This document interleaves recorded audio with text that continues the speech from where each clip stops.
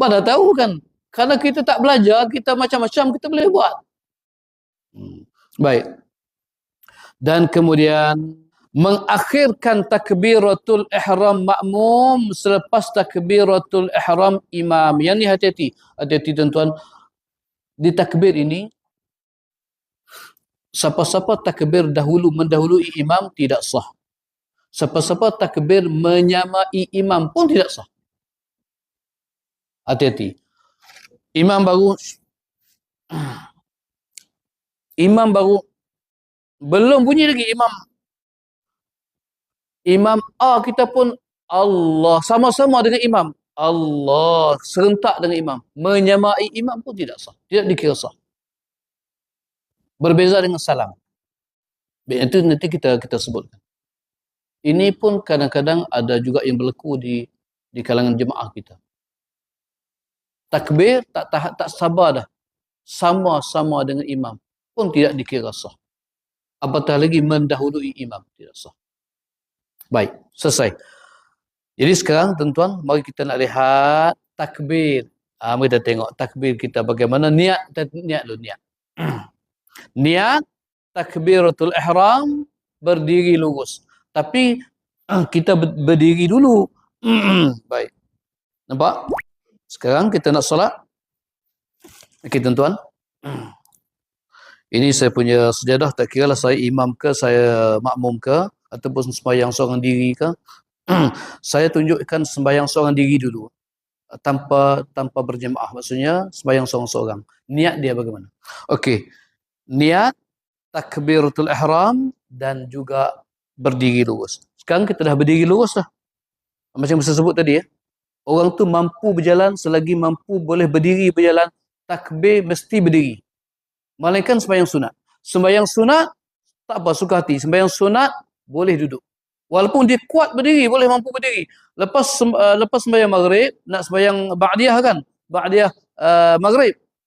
Saja-saja, tak nak berdiri, nak duduk. Tak apa, duduk. Allahu Akbar. Ini sembahyang apa? Sembahyang sunat. Tidak mengapa. Sembahyang sunat boleh duduk. Suka hati, tak apa. Tapi pahala dia separuh, setengah daripada orang berdiri. Itu disebut oleh Nabi sallallahu alaihi wasallam. Sekarang ceritanya sembahyang fardu yang 5 ni, subuh, zuhur, asar, maghrib, isyak, mesti berdiri. Dia boleh berjalan, dia boleh boleh berjalan masuk ke dalam masjid. Bermakna dia boleh berdiri. Dia boleh berdiri. Bermakna dia kena angkat takbir berdiri dulu. Allahu Akbar. Bismillahirrahmanirrahim. Baru bismillah tak sakit, tak larat dah. Sakit lutut. Baru duduk. Jangan datang ambil kursi, letak kursi, terus duduk. Baru terus takbir. Tidak sah. Hati-hati. Baik. Jadi, sekarang kita berdiri lurus. Berdiri lurus Nabi, ini keadaan yang diajar oleh Nabi, berdiri lurus dengan jarak antara, disebut dalam kitab-kitab, jarak antaranya adalah antara sejengkal ataupun lebih sikit. Sejengkal ataupun lebih sikit. Macam ni. Jangan macam ni. Ataupun jangan rapat. Ini solat seorang lelaki. Okey?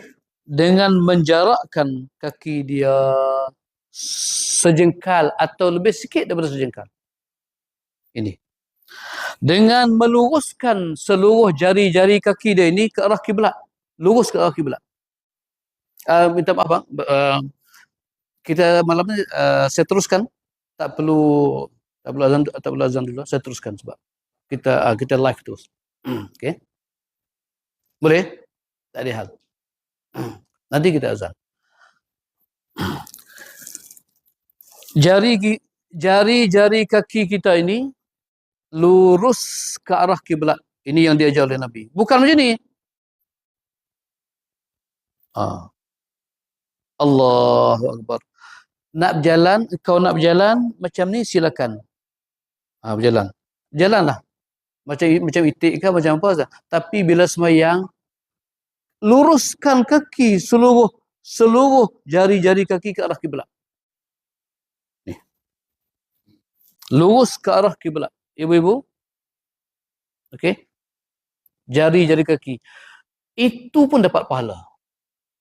Luruskan jari kaki ke arah kiblat tu pun dapat pahala. Walaupun ketika berjalan, dia lain sikit pada orang. Dia berjalan macam ni. Dia berjalan dia macam ni. Tapi ketika semayang, cuba perbetulkan kaki dia itu, yang macam ni, pusing ke arah kiblat. Itu pun ada pahala.